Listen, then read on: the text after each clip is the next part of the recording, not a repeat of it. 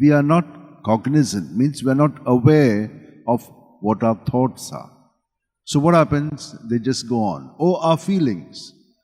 We are angry, we are frightened, we are frustrated, we are disappointed, and this mood keeps on taking us. Now, this type of a thing is not good. We have to be alert.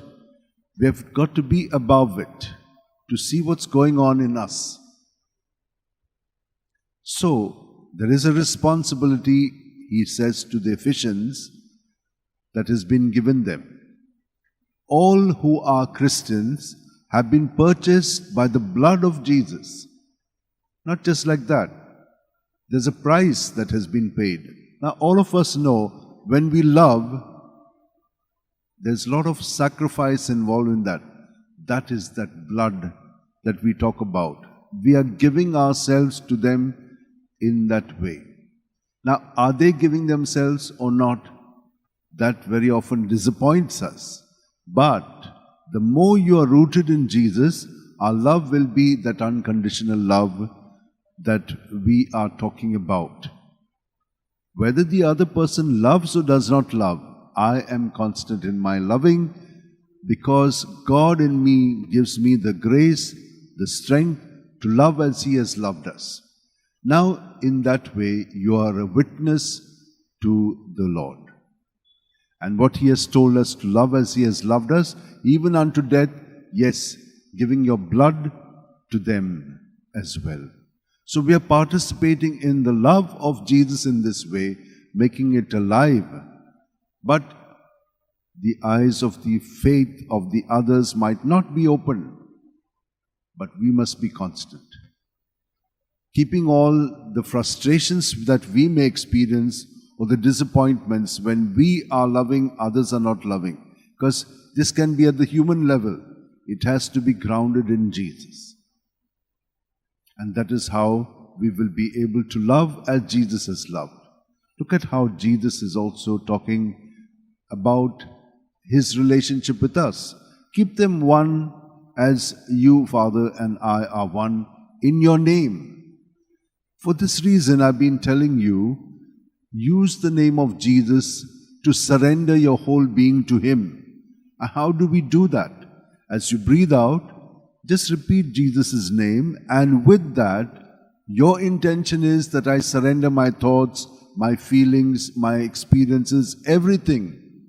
Don't keep anything within you. Keep it in the Lord. That's a safe place. And in Him, the bad goes, the good keeps increasing, and we begin to experience it in us. And so He is telling us something very wonderful. So let us remain in Jesus.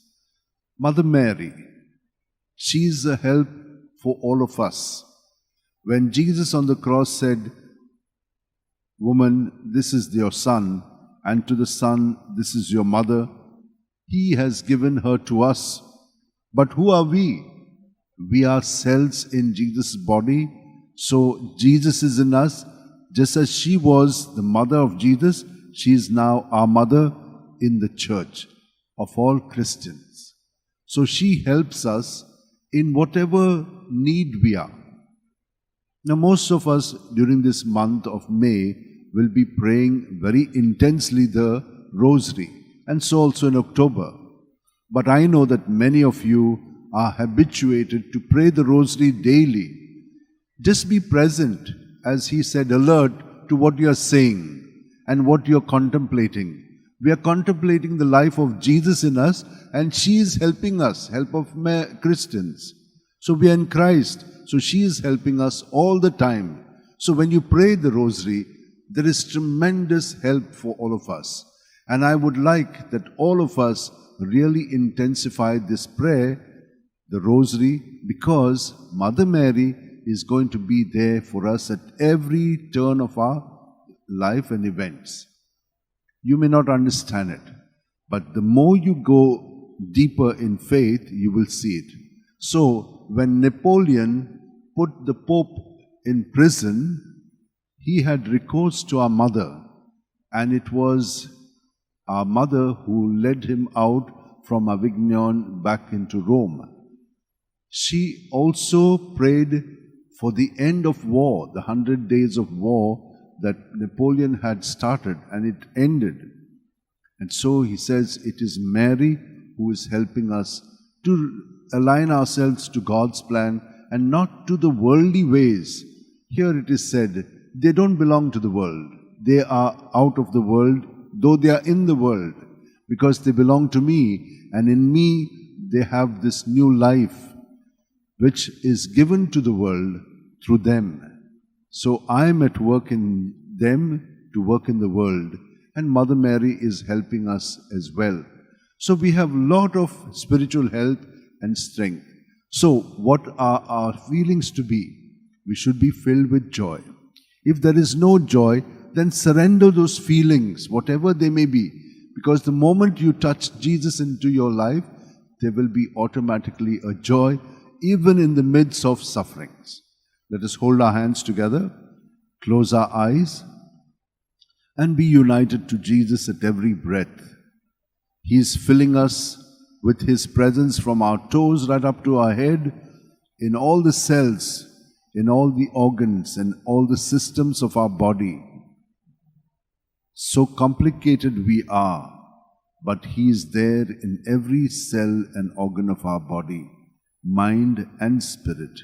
We are not present, but the minute we become aware of Him this way, we will be living an alert life. We will be present to all that is happening inside us and outside us. That's the grace that has been given us, and Mother Mary is interceding for us constantly.